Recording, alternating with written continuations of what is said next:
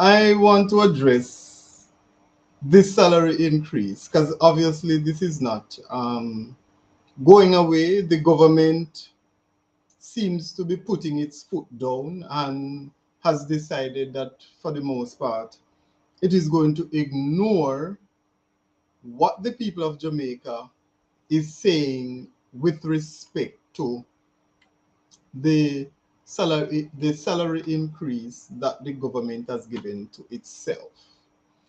And for those who are on Instagram, if you could just hop over to YouTube, I'm trying to, get my YouTube channel going. So if you could just hop over to YouTube, I am going live on YouTube, and that's where I will be sharing this stuff that I am going to be talking about. So the first thing that got my attention was a video that I saw this morning by Oral Tracy on his YouTube channel, where he said that he got a call from Nigel Clark, and Nigel was essentially, you know, complaining about the backlash that he has been receiving in the society with respect to the salary increase. And he was saying to Oral that most of the stuff that people, so they still have this, I don't know what to call it, they still have this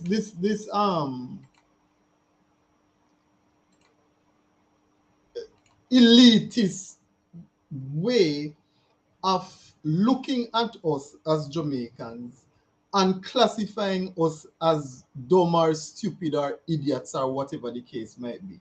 So essentially, what Nigel is saying is that we don't understand the issues. We what we are the things that we're saying and the reasons why we are calling for the rollback of the salary increase are not valid because they are based on misinformation. That's what Nigel is saying. Now, the issue raised its head again because apparently the um the media, someone from the media, submitted an access to information request to the Ministry of Finance, asking them for the documentation that informed the Jamaican government as to, in terms of the salary increases. So apparently the government claims to them enlist a company to do the whole restructuring agreement thing. And based on those recommendations, that is why we saw the salary increases that they gave themselves. So we're gonna read this article from the Gleaner. It says, Clark in the dark. Minister says he was unaware Finance Ministry blocked ATI release of consultancy report. And this was done today, June 21 at 9:30 a.m. Finance Minister Dr. Nigel Clark has told Parliament that he was not aware his ministry blocked taxpayers from accessing a consultancy report which has been described as a draft document that informed controversial new salaries implemented recently for public sector workers. So, right, this first paragraph is extremely problematic. Why is this paragraph extremely problematic? The paragraph is extremely hold on, I'm just sending this to some people. Hold on. I'm sending this live to some people. because it's, it takes some time. Okay, bear with me, right? So this paragraph here, this first paragraph is extremely problematic because one, the minister does not need to be aware of access to information request. This is a law that allows taxpayers to request information from any public body. So when you submit an access to information request to any public body, they must supply the information that you're asking for, unless there are extend let me say valid and justified legal reasons for them to withhold that information. One such case would be if the documents that you are requesting, there's national security concerns, or it's an exempt document. Generally, an exempt document would fall under national security anyway. But this kind of document, so the reason why the document was refused was because they're saying that it's exempt because it is a draft. So how is it that you receive a draft from the consultancy firm, but you acted on the draft? That does not make any sense. If you're saying, okay, this is our draft, this is a preliminary report, why did you go ahead now and give yourselves salary increase when you did not wait for them to submit a final report so that you can say, okay, everything is above board, guys. Here is the thing. We consulted an international firm. This is the research that they have conducted. These are the frame of reference that they were given. Here you go, have at it. We are justified in what we're doing. No, you kept the information to yourself. You give yourself the salary increase with no notice to the public or the opposition, if you are to believe what the opposition is saying. And now when we're pushing back, you're saying, well, at the end of the day, we're too stupid to understand what is happening. We're too stupid to see the good job that you have been doing. When we are sitting here wondering what kind of good job you're talking about. And then when we're talking about, okay, in terms of performance, job description, XYZ, blah, blah, blah, you shift the goalpost and say, well, we are trying to attract talent. The last time I checked, ministers, the ministries that we have, national security, education, gender, youth and culture, agriculture, they are filled by members of parliament. I don't see you hiring anybody from the public, from the private sector to say, okay, we have a top neurosurgeon in the island. We are going to hire this person as the Minister of Health. That's not what you're doing. You hire one of your member of parliament as the Minister of Health. You don't say, okay, we have this top principal from this college or this university or this high school in Jamaica. We are going to hire them as Minister of Education. That's not what you do. You put a member of parliament in the position. So what kind of talent are you saying you're going to attract? Because the current modus operandi is that the members of parliament for the ruling party become the ministers of government and occupy the various ministries. That is the modus operandi. So unless you're going to change how you do business, which there has been no indication that this is what you're going to do, the argument that you have done this restructuring in an effort to attract the best and the brightest is a fallacious argument. Because what is being practiced, the substance of what happens does not represent what you're saying. In accounting, we have a term for that. Nigel Clark is supposed to know it. Substance over form. It's an accounting principle. Do not take us for idiots. We are not stupid. So why do you need to be aware of an ATI? There's a department that deals with these requests. And they must have why they are not going to submit any kind of documentation. You understand? And even if there is sensitive information, you redact it. Because okay, fine, saying it's draft and it's exempt does not make any sense to me. This is like, when two lawyers going back and forth, and they're just using the rules of the court, not law, the rules of the court to drag out the process and frustrate their opposition. This is what is happening. So when Nigel is now going to say, oh, if I don't want to put words in his mouth. So let me read, because the reporter will tell you what the response was. So speaking in the House of Representatives yesterday, the minister said that the report is not a secret document, but gave no indication whether his ministry will be reviewing its position.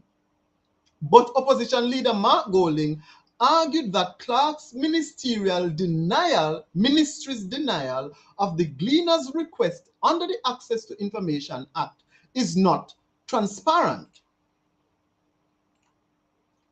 I urge the minister, who apparently didn't even know that the decision was made, which is a surprise to say the least, countermands it and releases the report, he said.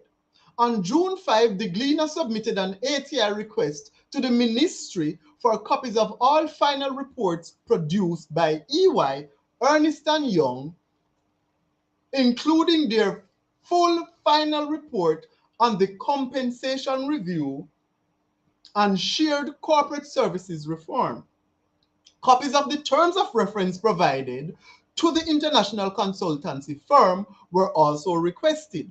The firm was contracted in December 2019 for almost $1 billion. And I'm going to stick the pin and stop right there. So you tell me, Ernst & Young, which is a multinational organization or corporation, right? These are accountants.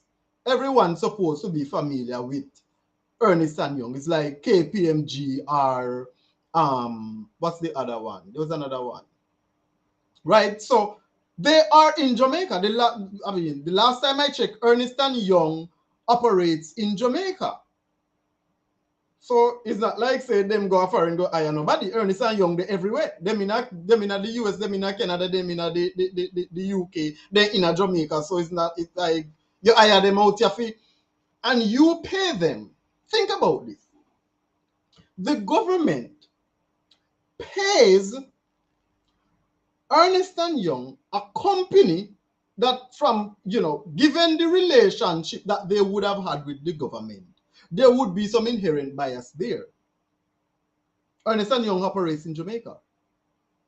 As a matter of fact, Ernst & Young was the auditor, or still is the auditor, for my former employer, and has been since I was there from 2010. So they're operating in Jamaica. And if you look at essentially some of the financial statements for the companies that are listed on the Jamaica Stock Exchange, they're audited by Ernst & Young. So it's not no international company in the sense that they are not in Jamaica and we go overseas now if we say, oh, we're looking for an independent body, because this is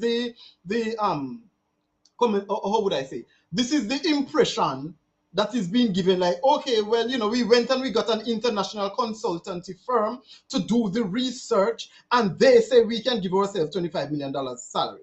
That's the gist of it. That's the long and short of the tour.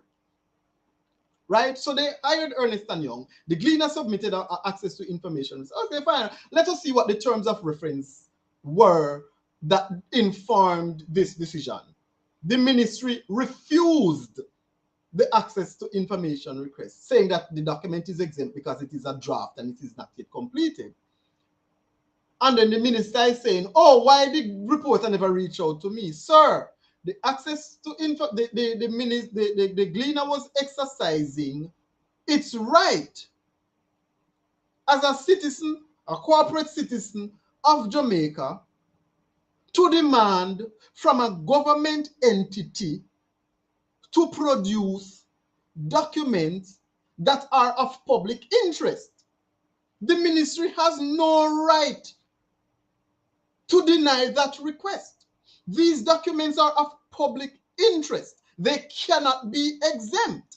And if there are information in that document that you're going to say, well, we can't give this information, XYZ, redact the information.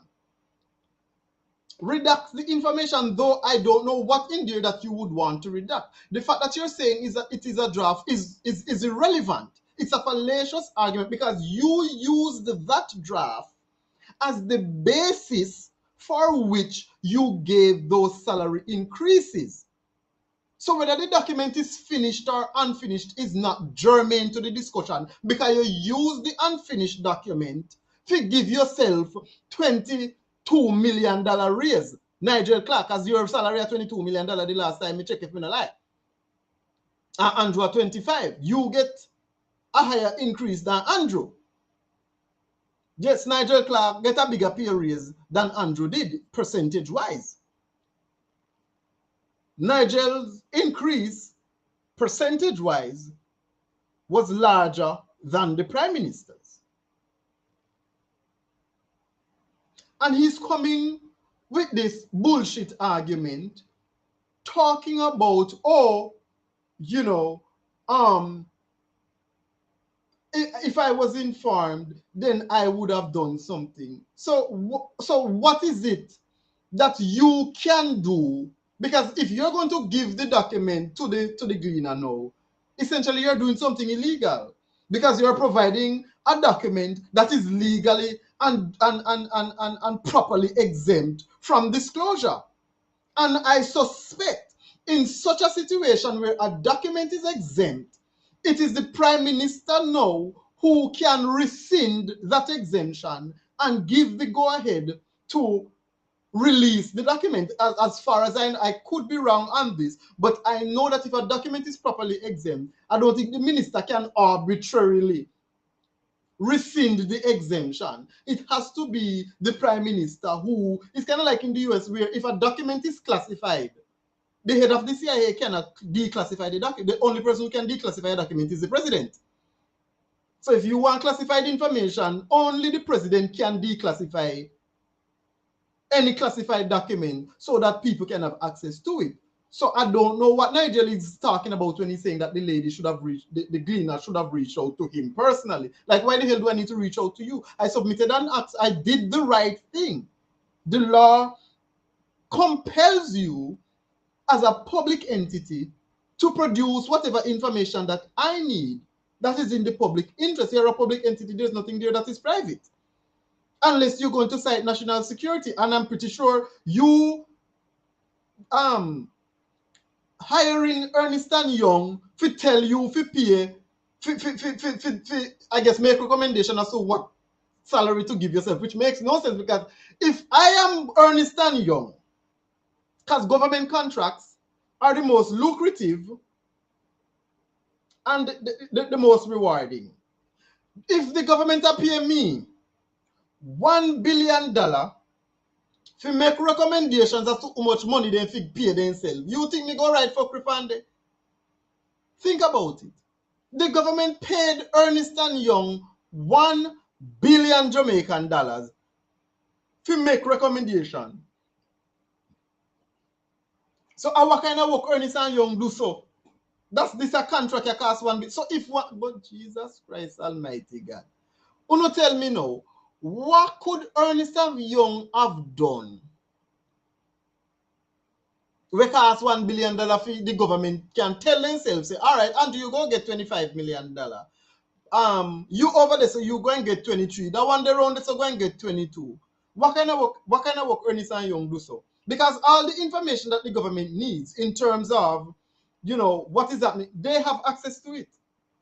Because if you notice in Jamaica, when it comes to like salary information and so, we don't have no idea who they get what. Because that is how them keep us in the dark so that they can pay really, because nobody knows what anyone is getting. Nobody knows the value of any job in Jamaica because there's no information available on the World Wide Web for pay scales in Jamaica. We can go on one website, a government website, a reputable website, and say, okay, now go apply if you want front office decks down at Sandals, one front office job down at Sandals, and front office agent get $160,000 a month. There is no way for you to go and sit. So you got Sandals now and them say, okay, well, a $70,000 a month we pay. There's nothing that you can do because where are you? What are you going to use as a frame of reference to say, but no.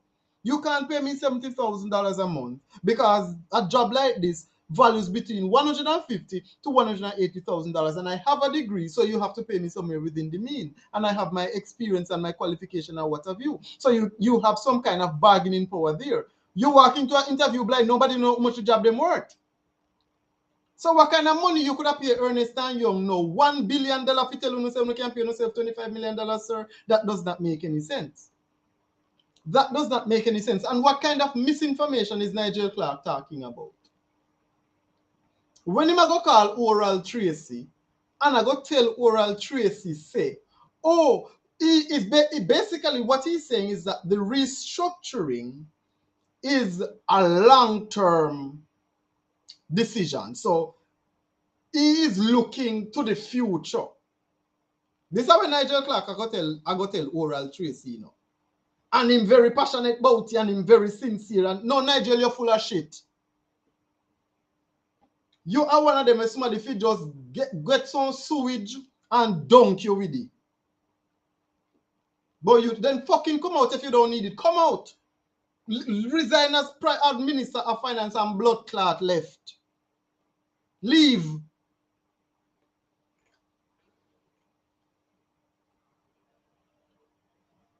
If we are suffering as hard-working Jamaicans, why must you, as politicians, decide to not go and pay yourself big salaries? Tell me now. Okay, Nigel, let's do it.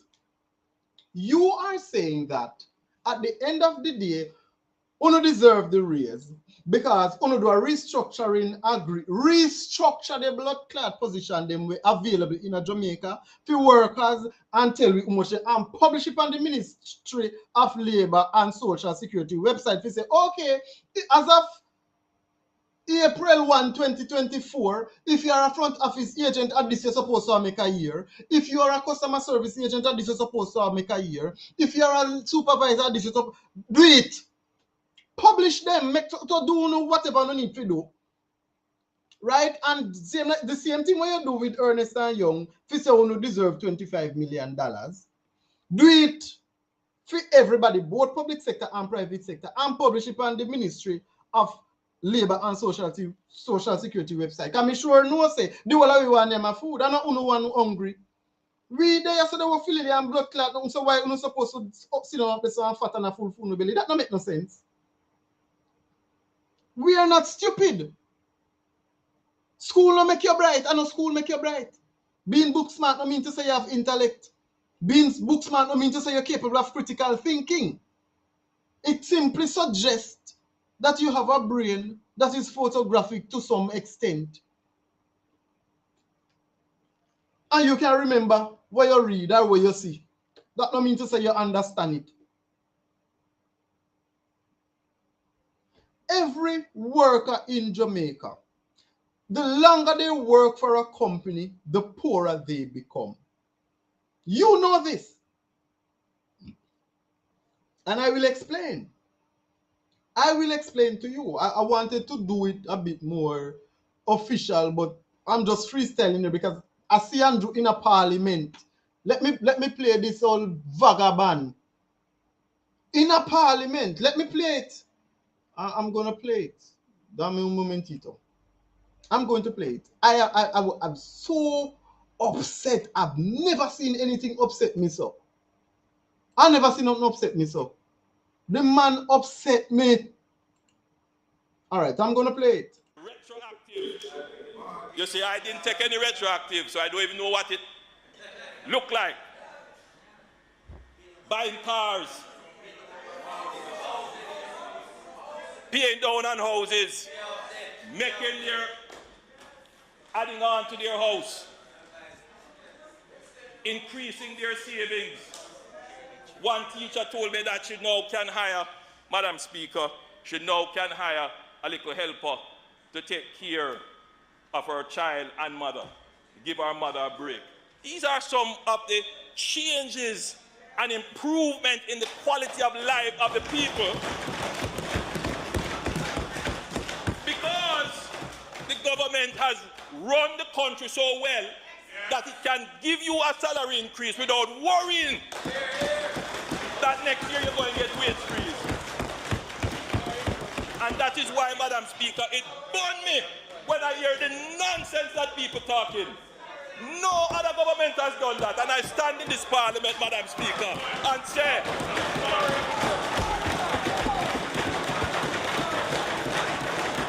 that all the lies and misinformation that is being spewed by the political entrepreneurs, that this government is not going to sit back.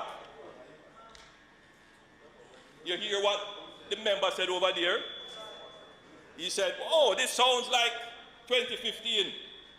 Madam Speaker, let it be well known that this Prime Minister has the ability, anytime I feel to turn it on, to get back in the public domain and let the people know that we will not be misled. There you have it. So basically, he might tell you, say, when he hear we attack, he burn him.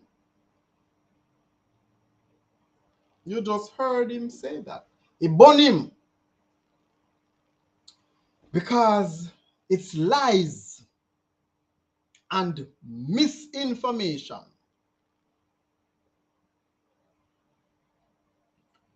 I don't know what the lies are, because the discourse on the salary increases have been based on what the government has said. And we come with chart. I remember said Nigel Clark when go on all angles with Dan Jackson Milan in come with how much clipboard with what CMO get and this permanent secretary get and this is somebody they get and that this somebody they Nigel Clark when go on all angles with it.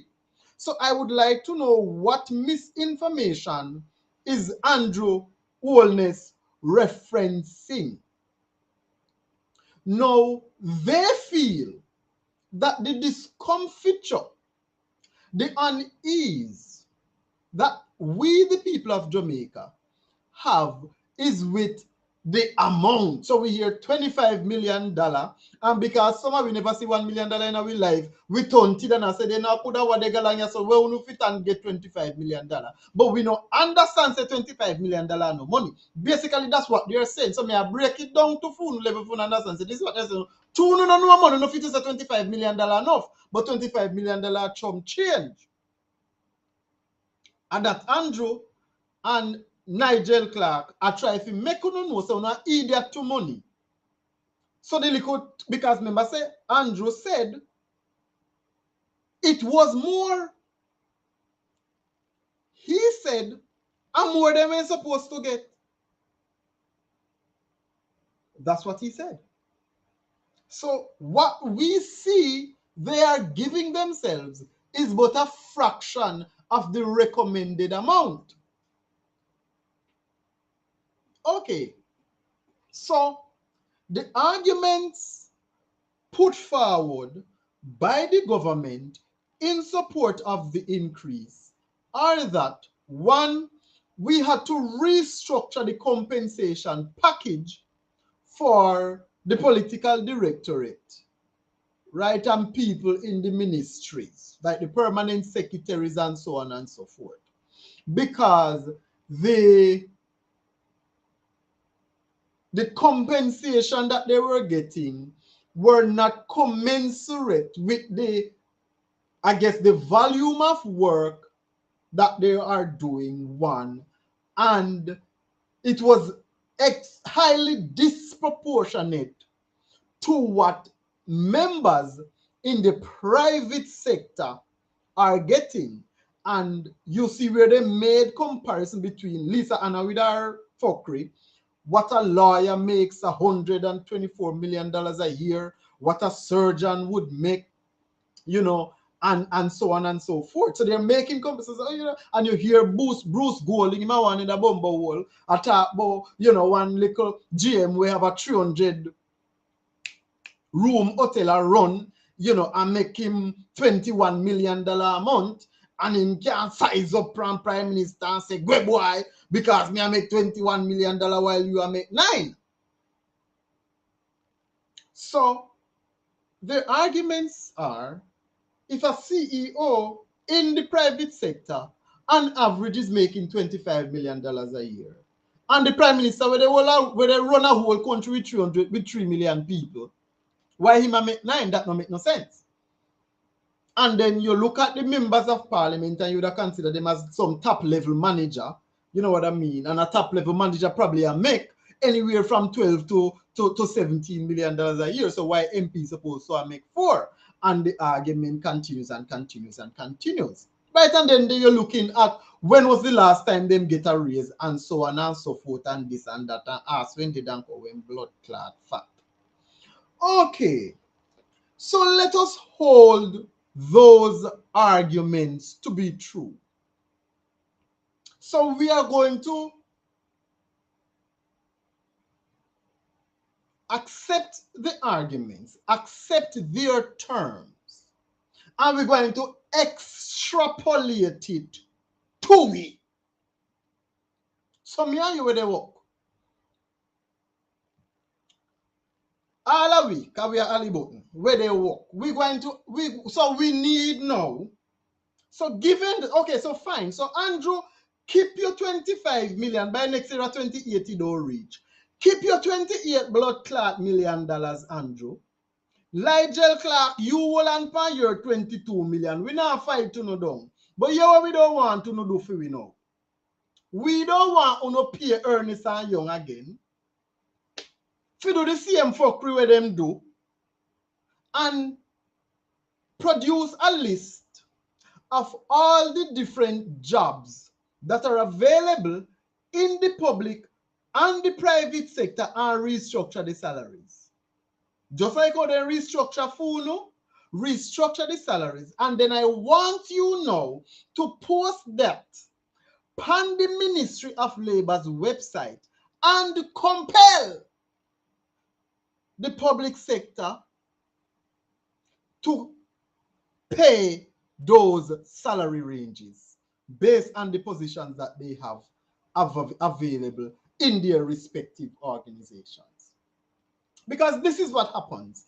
I have been working, I'm going to do some rough calculations here because, you know, I was planning to get my pay stubs and go through it so I can have the thing, but I'm just going to do a rough thing. I have been working with a hotel from 2010 until 2021. That's 11 years, right? 2010 until 2021. When I just started, my salary was 9,000. It's not salary. My wage was 9,000. This is in 2010. 9,500 and something dollars. My basic pay per week, right? Then them give you a 5% increase. A 5%, them put on $500 on it. Let me see how much percent. Put on $500 on it. So basically 10,000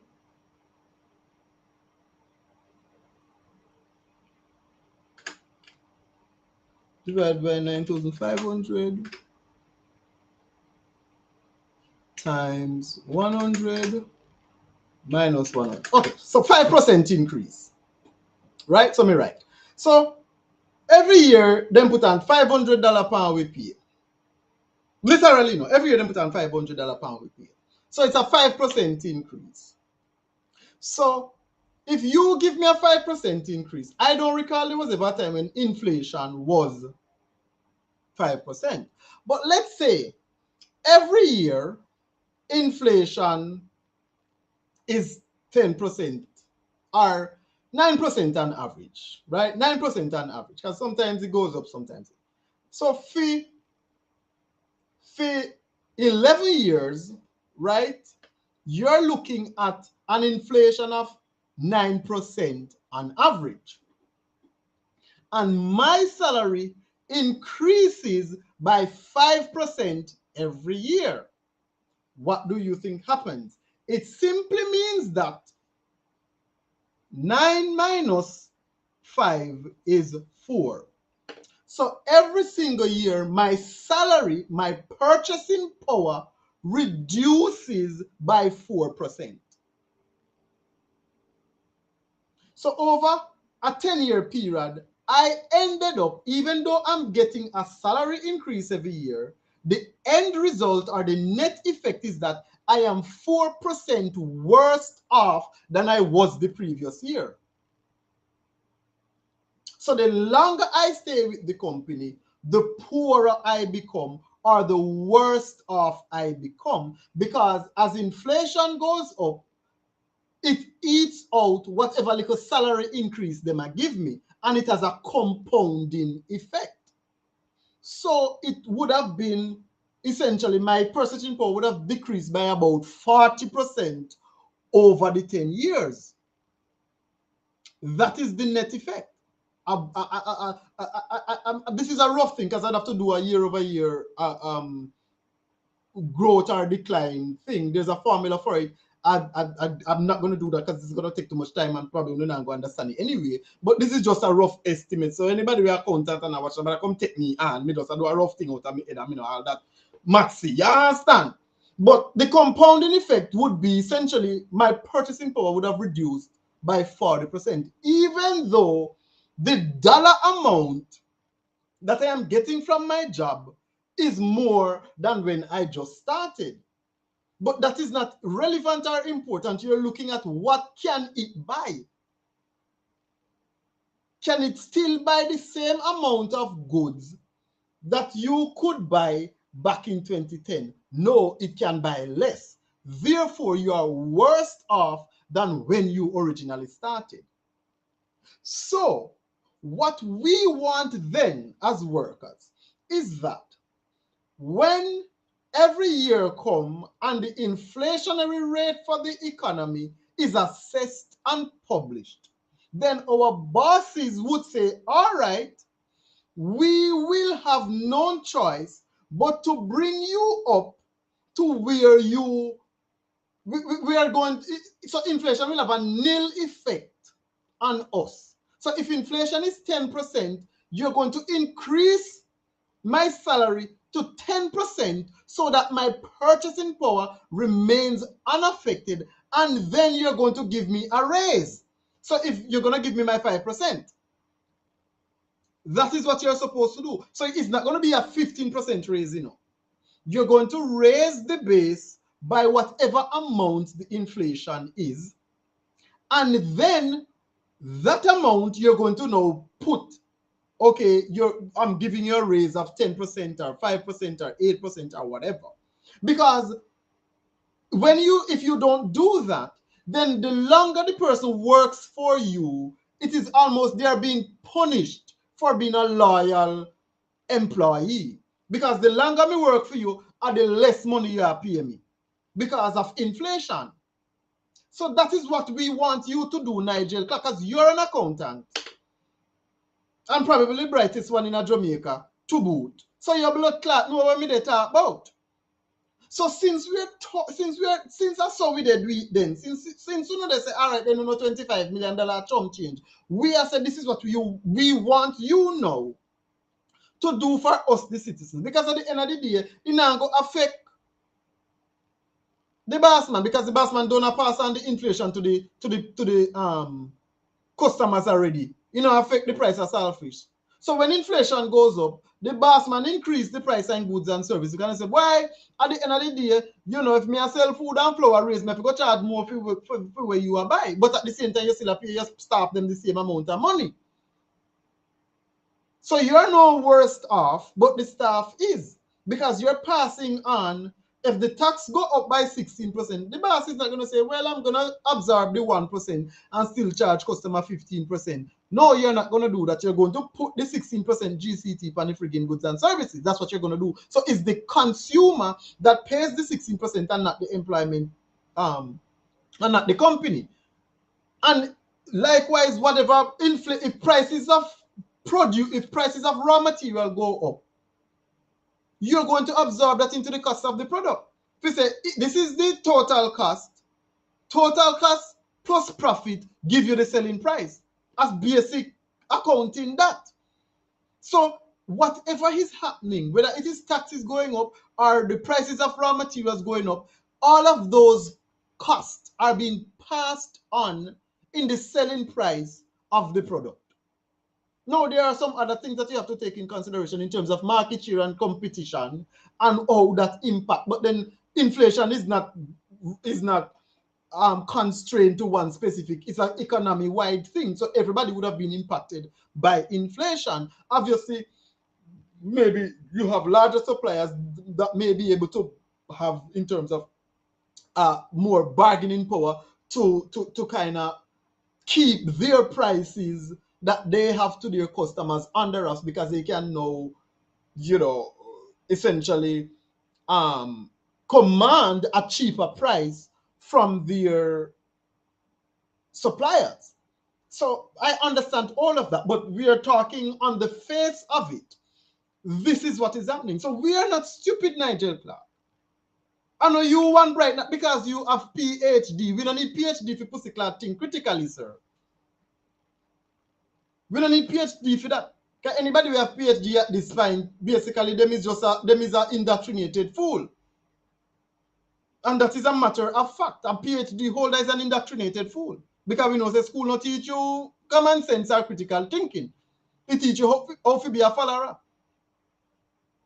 So if you go up to PhD level, dog nyam for yourself, you're one of the foolish fuckers on this planet, masquerading as if you're far more intelligent than everybody else. Now, obviously, you have some people who manage to, stay outside of the programming of the school system and retain their intelligence. But for the most part, most of these people with them PhD, so they look cracked. So they look cracked. Yes, they can argue certain issues when it comes to, like what they on paper. But if you're having a conversation outside the realm of research and whatever, then can't hold you upon that because they don't know if they not reading one book, then can put talk about it. And that's the long and short of the story. And we see the level of arrogance that these people have, displayed during this whole salary increase debacle. And they're using it as they're trying to hide it, under the guise of, we gave public sector workers increases too. We don't care whether you give public sector workers increases or not. We're saying you need to roll back these salary increases. And this is a test whether we are right or we are wrong in our assessment of the increases that the government has given to itself. This is a test. It is a litmus test to see whether or not the government sees itself as a servant of the people and will heed the cries of the people. What Andrew Holness and his band of merry thieves should have done is to roll back the salary increases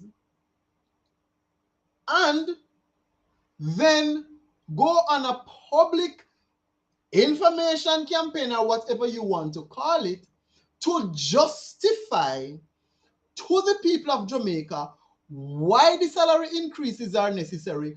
So this is where the report now from Ernest & Young is going to be fleshed out in the public domain. We're going to have a public debate on it, and we're going to see all the facts laid on the table so that the Jamaican people can understand and we can rationalize and say, oh, now I see where you're coming from. Okay, all right, then blah, blah, blah. And if we are demanding, therefore, that, okay, we need to see job descriptions then. If you're going to give yourself a $25 million salary, Mr. Owners, we need to see some job description. But you give yourself the salary increase, there's still no frame of reference under which these members of parliament are to be operating. And then they come in a parliament yesterday now with some little flimsy, oh, we have some draft, sir. You put the horse before the cart. You put the cart before the horse. That does not make any sense. Roll it back. Come up with whatever. Set on a performance service. Okay, this is the job description of the members of parliament. This is the job description of the prime minister. This is the body that is going to do the performance appraisal at ever so often. And where these people are found wanting, because at the end of the day, when you have well, they're saying they are going to attract the people who are running the ministries. Most of them are not qualified. What Babzia do as minister of anything? What she qualified for do? Christopher Tufton is not a medical doctor. Where am I doing Ministry of Health? He's not a medical doctor. I suspect his degree is probably in economics or business. So where am I doing the Ministry of Health? Fieval Williams, she a teacher. Where should I do a Ministry of Education? So what the fuck are you talking about? What are you talking about? Nigel Clark have him accounting thing, so he is qualified for the position that he has. What Horace Changa do our Ministry of National Security? So what you're saying does not make any sense, because you're saying so essentially you have done this thing and then you're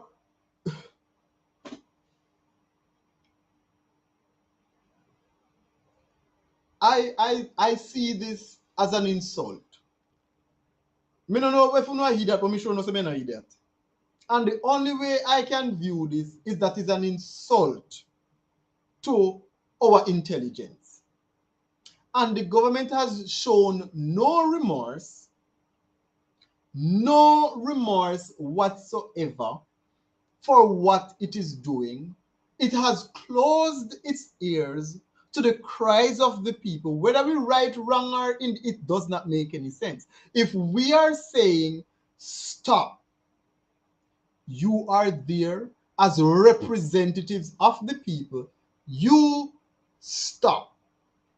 This is not something that is critical to the carrying on of the country. You say, well, we want to, but we can't stop because this, we at this juncture, is a salary increase, my brethren. You can table it until you are satisfied that the concerns that the people have raised have been addressed, and then you can move forward. But what Andrew and Nigel Clark are saying is that at them when Wenga University, at them one blood clot bright, and we are idiot, and true we don't understand and use to money. That's why we out of surround after we thinking mouth, and we bad men and grudge them for them blood clot increase, and we could have ball blood, then I roll it back. And that Andrew and Nigel Clark I say, tell we right now. So you could have ball blood in this rasa in and go roll back. So you can't turn the talk. Because Andrew say burn him. Andrew say burn him. Lisa and I come out and say, I fuck with the chat, the raise justified. And me see one piece of paper yesterday where somebody has, one of the PMP people, them say they deserve it. So the whole of them sit down and they agree with the fuckery. Albeit, the voices of the people are unified in saying, roll back the increases. There is no justification for it because you have not given us any justifiable reason through your performance and through the governance of the country to make us feel okay with the increases that you have given yourselves. If the MPs were performing, because essentially the ministers of government and the members of parliament are the ones that we are scrutinizing in terms of whatever is happening in the country, because you're looking at the overall output, you're looking at education, you're looking at the road infrastructure, you're looking at public health, you're looking at safety and security, and all of those areas have been weighed in the balance and have been found woefully wanting. So how can you therefore then, as the Prime Minister of Jamaica, nitpick and make erroneous justifications for these salary increases. To the extent that you pay one company one blood clot $1 billion to tell you say you can give yourself $25 million is questionable in and of itself. Why it costs almost $1 billion for Ernest and Young tell you say you can get $25 million for your salary, Mr. Prime Minister? How that makes sense? Why them? Me need to understand. Me would like to see our invoice. Me would like to see the invoice where Ernest and Young forward up, because at the end of the day, if I that the money then they make, then they collect just to produce and report to blood clot government. Then why me supposed to do the work for less than $2 million fucking year? And I will leave what me they do. So on the one hand, the government is telling us, I remember say the whole of the people may work at BP or work for Liliano, you know. The whole of them, no matter which part in Jamaica, the BPO them, the people them not make no money. Me not ask that, me to tell you that. The hotel them are the same fucking thing, because at 17 years me working at hotel for 17 years. And right now front desk agent have $15,000 for them basic if you not turn up trying. A week. And some places less. In this fucking country. In the most lucrative industry in the entire fucking island.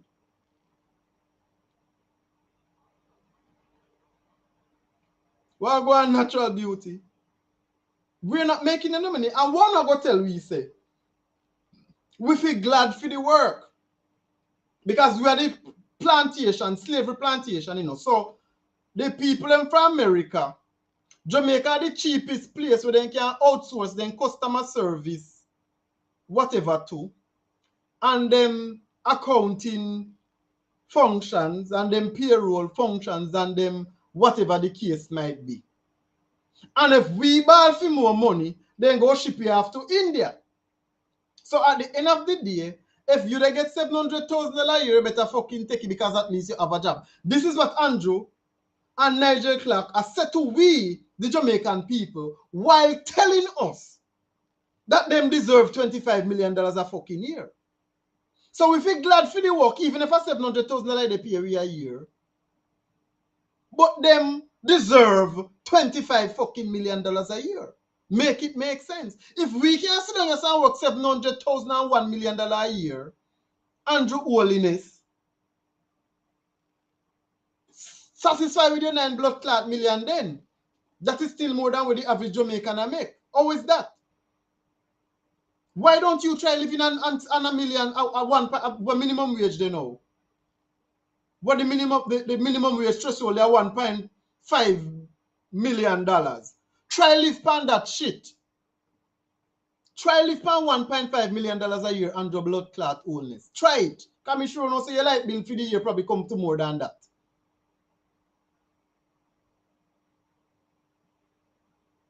And stop raise minimum wage, because it not help nobody.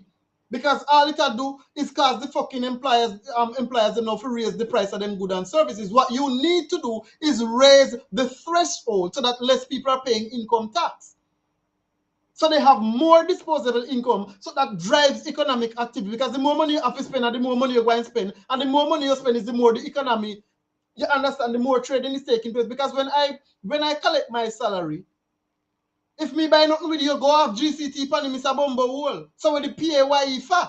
Why you still charging me pay? You charge me, you take 40% out of my pay. And by the time, okay, me go home with 60%. And anything when buy, you take another 15. How does that make any sense? Every fucking fuck your ton, every ton you turn, who know the tax people? Raise the minimum wage threshold to $2.5 blood clot million. So because pretty much everybody in the public sector wouldn't pay no fucking pay, because we not make no money, we not make it. But you know one go on yourself 25 million, 23 million, 22 blood clot million dollars, while we there, so they try to make 2 ends meet with $1.5 fucking million. And unwa, so we supposed to glad, because when people ask for raise now, they might tell you say you feel glad for the work. That's what they're telling you. When you go ask your boss for, so every day they come, then pack on additional task. What you feel do? Oh guys, we have some additional whatever to do. And you the one that says, well, and more money this. Same money, more work, and when you complain and say you feel glad for the work. And to all the things that run at Jamaica now, to how people hungry, then we come and take less than what you they get, and then turn on and start bitch and complain about this salary because that's why we work in Jamaica. So a man we out there, yeah man, so you in the job a complain, say, listen to me, I can't work for this. And then fire you. Because at the end of the day, they can afford to pay you more, but they're not gonna fucking pay you more. Because there is 100 people out there will want the work. Them want the work so desperate, that's them running and say, yeah man, anything here, because that's how Jamaican people bumbo clad done. Anything where you want pay, man. Yeah man, me good with that. Then take the money. And when they come in and realize how much work them are doing, they say, but hold on, this and go work out. And then they start to complain too. So they agree for the pittance and then come in and start fucking complain. And then the boss is going to be like, I'm not going to pay you no fuck because me have 99 other people out there want it. And because there is no value on the worker in terms of the skills, the expertise, and the experience that they bring to the job, them just replace you when you complain and they continue to pay crap. So if we are work for crap, Mr. Bumbo Old Andrew, you supposed to work for crap too. You can't want a pay on yourself big salary while we out there work like a bitch. And I work for Lily and I go tell you so if you glad for the work, glad for it. If you know want be the prime minister, blood clot left it. Resign as the prime minister like how Bruce Wayne do. Now wait until you have a scandal like how Wayne happen with Bruce Golding and the Dudu's fuckery. Resign and left it then. Come out and if politics no pay Lisa and all a blood clot, you left it. You don't say you don't resign. When you resign and come out. Left. When they complain about the piano slung in there for 20, 30, 40 fucking years and now come out. Left. Come out of it. Resign. Do a run back. How about that? Resign and left. Come me showing us the people that they want it. So Joseph Patterson them over UIC I try to come in, to come and them have good ideas as to how they want the country to run. And the bumbo old media they black them too because you don't pay them off. To blackball any other third party and you set up this electoral system so that if anybody want try to come in and form a new party, it can't work. Because you know set up all sort of red tape and bureaucracy for people to go through, to register party and this and that. And when the pure soldier oligarch them come in, because pure soldier is a plot is another set of drunk for them. Because of them appear with the shitty pay, you know. Them a go one party. Them a go one party. And at that party, them a spend $1 million, $2 million just for liquor and flossing. And at the end of the day, they don't want to pay you that $1 million for the year or in a 3 months. If you check the average worker, no matter how nice the job be, they are not making $2 million. And me sit down with a degree now make $2 million gross, not take home pay. Gross. 17 fucking years of experience and a goddamn motherfucking degree plus other qualifications. I mean, I make $2 million. And blood clot Andrew Ones and Nigel Bumbo Clot Clark I come tell me say uno deserve uno 20. Uno go fuck off and go me 8 uno. We are working hard and we deserve it. We deserve better pay. Because at the end of the day, the job we do value anywhere from $3.5 to $4.5 million. And in am pay $2 million. It's not. It is not. And if I was in the States, I would be making anywhere from 46,000 US dollars a year. Well, with a degree, me that definitely I make more. So me probably that I make about 70,000 US dollars a year. Yes, I know this is Jamaica, so I expect you to make that because it's a piece pot of money. But come on, at least 18,000 US dollars for the year or something like that would be okay, fine, a percentage of the lowest. So the lowest you can make if you went in the States are probably $40,000. If me I make half of that, me good because of Jamaica with it. But no, not even a quarter you now make. How the fuck does that make any sense? And you're doing more work than if you were in the States. Because half of the stuff that me do if me in the States, as the type job where me I do, me not fucking do it. Then would I hire somebody else to do different aspects of the job that I'm doing. But in a Jamaica, them pack on everything. Natural beauty. No, we now make 18,000 US dollar a year, miss. I'm talking gross. We are not making it. Most people are making under 10,000 US dollars a year. Most Jamaicans are making under 10,000 US dollars per year.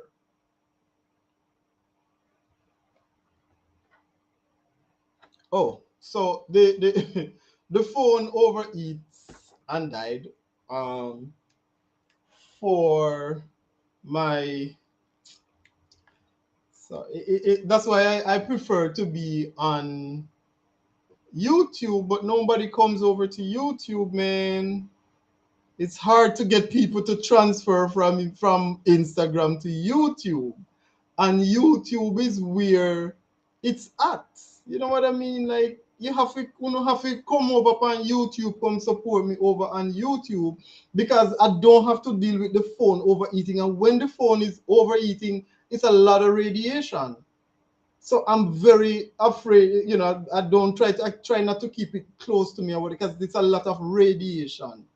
So and the moment you go live, I don't know, I don't know what's happening, but it causes the phone to overeat, and it drains the battery fast. So that's why I always tell people, I'm over on YouTube, follow me over there, click the notification bell. So once I go live, if you wonder, say, okay, when is he gonna go live? Because I don't plan my lives because it's not I'm not a blogger that is making money off YouTube videos or whatever. So I'm not gonna schedule a program to say, okay, every Wednesday I'm gonna come on, I'm gonna talk about topicalism, whatever. This is not me have my job, so me can do this shit. But when anything comes up that I feel that I need to talk about, then I'll just come live and I'll discuss it and take it from there. So it's spontaneous, and because of the spontaneity of how I go live, then that is where the notification bell is important, because then you would click the notification bell, and once I go live, then you would get the alert to say, hey, Nico is going live, and then you can hop on and watch it. Just like when I'm on Instagram, once I'm going live and you are on Instagram, it will pop up to say, hey, I'm going live. But the difference is that after 35-40 minutes, the battery I go dead because it's a overeat, because the live, I guess, uses a lot of the processing power, and then the processor go and put pressure upon the battery, and the battery going run down and dead. And from it start overeat, me and touch it because I don't want no radiation mash up my body. Anyways, so I think I have vented. I was so angry, like I was so mad when I saw the Prime Minister talking, and when I heard how Nigel Clark was reacting to the pushback. There's just no humility. You understand? No, it's just this arrogance that they have to say, I am not listening to anything that you're saying because what you're saying don't make no sense. It's misinformation and lies. And I say, what are you talking about? All this stuff that we're saying is based off what the information that you have given to us. So if any misinformation is going around, I don't want to spread the misinformation, because we're literally regurgitating what you have said and then offering our opinions on it. That is what is happening. So where's the misinformation coming from? If me say Andrew get $25 million pay raise, that you come out and say Nigel Clark, nobody now tell no lie, no misinformation, and no lie. Not that you come from all angles, come bomba talk, brother, and you ain't say it in a parliament, me G. So who they tell, like, what is the misinformation? Because the last time the Prime Minister spoke about misinformation, we roll back the video with him and say exactly where my claims are misinformation. We're not politicians, so we don't need to lie. We are all Jamaicans.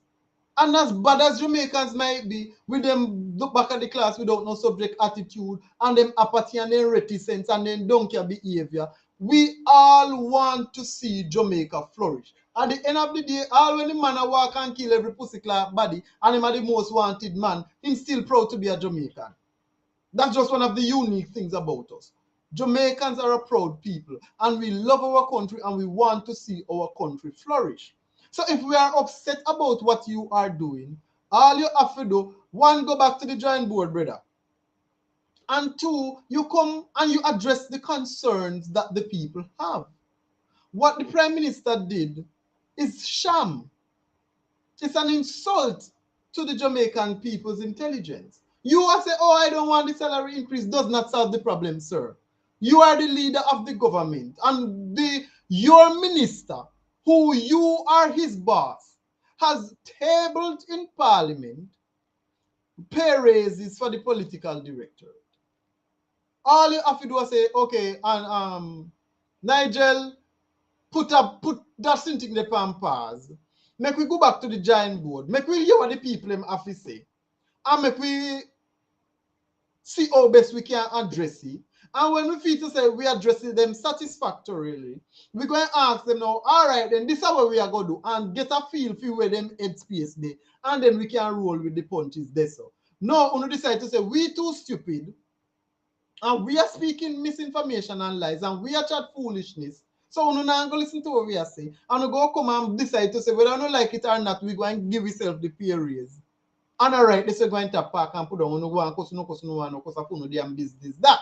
Because at the end of the day, come election day, a two party you have to vote for anyway, JLP and PMP, and anyway your slice we still going to sit on this race and they collect the $25 million. Because whether me on the opposition side or me on the government side is neither here nor there because the salary increase across the board.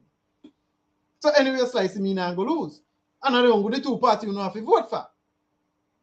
Because we done a blackball UIC already. So at the end of the day, we probably convince to say them not go win no seat because no third party never win a seat in Jamaica. They must be the first.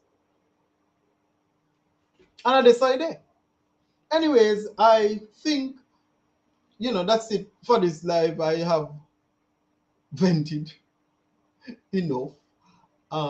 It was so impromptu. This is not how I had intended to conduct this thing, but that video, that last video that I saw with Andrew in Parliament say how him bets, it just that was the last straw for me. I'm like, I just gotta come on here and just vent because these people are out of order. I'm tired of their foolishness now, and it's about time somebody put them in their place. So that is why I came on and essentially vent. I know that some people sometimes when you cuss, they find it offensive, but I'm Jamaican, I'm a Jamaican through and through. And cussing is a part of the culture. And I know that the culture is dying, but I am one Jamaican who go and chat the patwa and chop ras. And if you find it uncomfortable enough for your fucking business, that don't care. You understand? Because our culture is dying because we are trying to become like everybody else. Chinese are in Jamaica, they're keeping their culture alive. The Indians are in Jamaica, they're keeping their culture alive. The Spanish are in Jamaica, they're keeping their culture alive. And we are trying to be like somebody else. We are Jamaicans. And our culture is enviable across the world. Yet we are the only ones who hate it. When Jamaicans speak, oh, it's offensive. It's cringy. Just did a chat pat and people look on you like, you chat baddy? You chat too bad than them are going like, what the hell? Come on, man. It's a part of the culture. And people should not apologize for embracing their culture, embracing their identity, and embracing who they are. I am 100% Jamaican, and me not going to make no apologies for it. Anyway, that